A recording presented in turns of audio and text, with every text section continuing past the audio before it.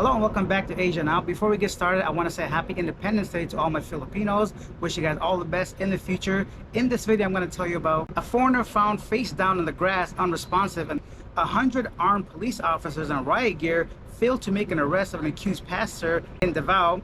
A python swallows a woman whole. A Philippines Independence Day message from the president, and calls to make Philippines offshore gaming illegal, and much more. So right now the Filipino peso is sitting at about 58.6.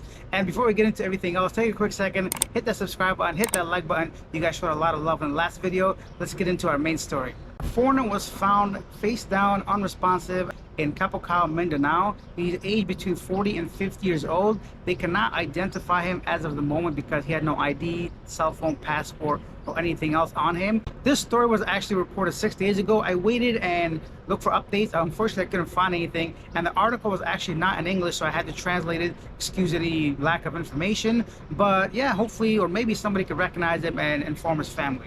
Philippines National Police failed to arrest Pastor Quiboloy. So police formed a barricade outside the Kingdom of Jesus Christ entrance in Davao City on Monday, June 10th, to serve a warrant of the arrest against embattled Kingdom of Jesus Christ leader Pastor Apollo Quiboloy. Quiboloy is facing a string of charges including human trafficking, child abuse. He is indicted in the U.S. for conspiracy to engage in trafficking by force, fraud, and coercion. Children, whoa, and bulk cash smuggling. A federal warrant was issued for the arrest on November 10th, 2021. In this video, you can see a lot of his followers are protecting Quiboloy, who apparently the police weren't even sure if he was in the building itself. I assume somehow the arrest warrant leaked or the operation got compromised because yeah, and they couldn't arrest the guy. I don't really know the procedures when it comes to these kinds of things in the Philippines, because this is not the first time I've seen on social media, on the news, where officials are not able to make the arrest for whatever reason. Some serious charges though. Even the president, the ex-president I should say, Duterte, came out in support and made some a big whole statement about how it shouldn't take this much excessive force to go ahead and arrest somebody. Yeah, leave your thoughts down below. What do you think of this story?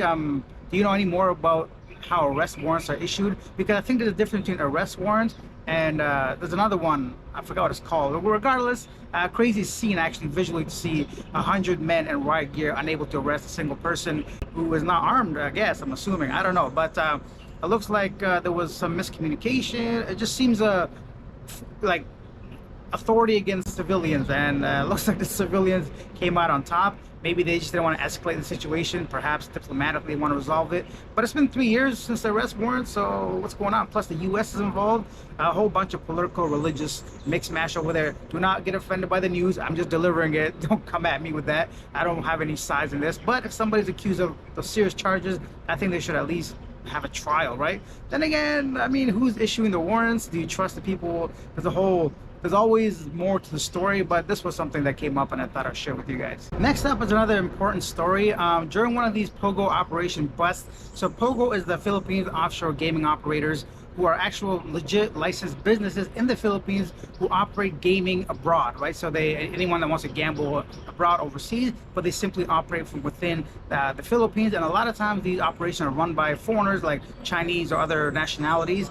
And lately there's been a lot of focus on this, I assume because of what's going on between China and the Philippines and the oceans, right? The whole dispute there. So every so often these days there seems to be a bust of arresting illegals or people that shouldn't be working, or some kind of illegal activity going on in the Philippines when it shouldn't be happening. People overstaying their visas, not having work permits, a whole bunch of stuff. And then the latest one, at one of these busts, they found a Chinese military uniform, which is a big big deal, right? Nobody that's working in the military should be in the Philippines operating a gaming. Regardless, here's the story, because now they want to ban this whole operation. They basically want to make it illegal to run these kinds of businesses in the Philippines. Following moves in the Senate to ban the Philippines offshore gaming operators, minority lawmakers from the House of Representatives have filed a similar bill that seeks to outlaw and criminalize all POGO operations in the Philippines.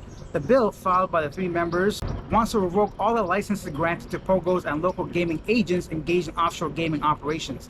In a statement on Tuesday, Castro described POGO as a social menace and a source of unimaginable corruption, saying that operators have routinely violated Philippines laws and money laundering, tax evasion, and other serious offenses. I quote, Pogos have brought with them a swarm of crime, Castro said.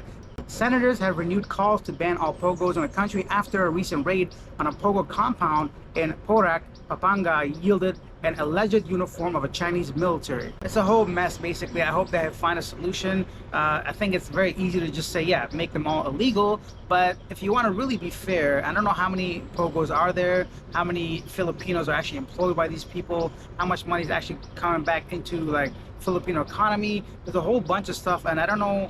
I can't say every single pogo operator is corrupt or whatever, so it's difficult if you're a legit business owner or wants to come and have some kind of investment in the Philippines. You've done everything properly, and there are some people that are basically gonna go ahead and ruin everything for you. They're gonna revoke your license. But then again, if you're the Filipino person, you're tired of this shit, you don't want things happening in your country, people committing crimes in the open, and obviously opens the door for corruption on all levels. I don't know. Leave your comments down below. Let me know what you think of this story particularly. A quick note on a good foreigner, a positive foreigner. Kulas, the guy from Becoming Filipino, is getting married, and here are some pictures of him and his lovely fiancée.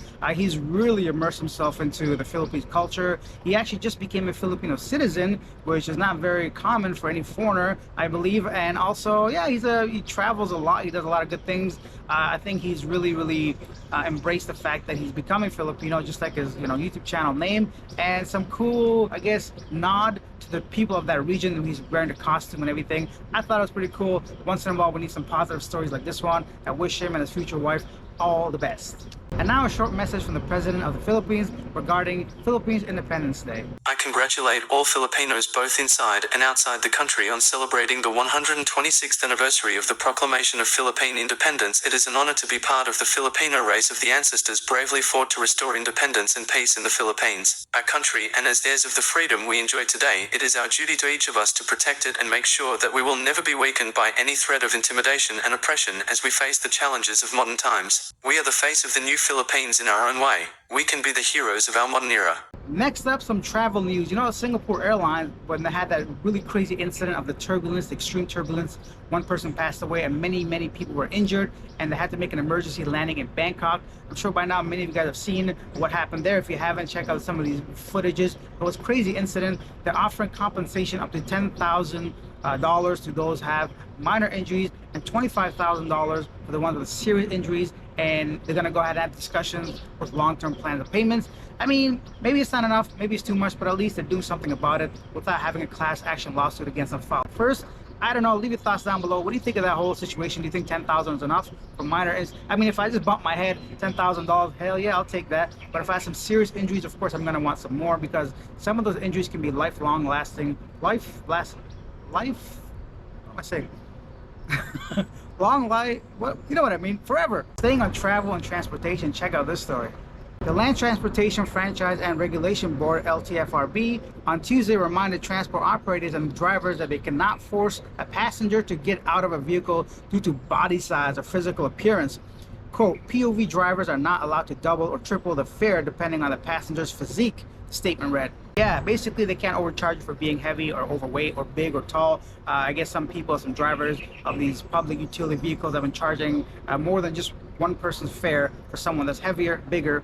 Yeah, so some story there. Now we get to the python story. Missing mother found inside a python. The husband of a 45-year-old Farida and resident of Kalampang village in South Sulawesi province in Indonesia discovered her on Friday inside a python, which measured around 5 meters, about 16 feet. I'm not gonna read the whole article, but kind of crazy to know in Indonesia and some of these other like countries, I assume it's not just Indonesia, wherever there are pythons. I always thought that was like not a myth, but a very rare incident. But this is apparently like the third time that's happened maybe in that region. It's kind of common apparently, so yeah, kind of scary to know you're going out for a walk or something and a python swallows you whole. Anyways, I don't want to leave you guys all worried and scared about pythons, but that brings us to the end of this video. If you enjoyed it, if it was informative, entertaining, anything, take a quick second, just hit that subscribe button, hit that like button, share your thoughts about any of the stories that we talked about today, whether you're against it, for it, do you believe in this or that. I'll see you guys in the next one. Bye.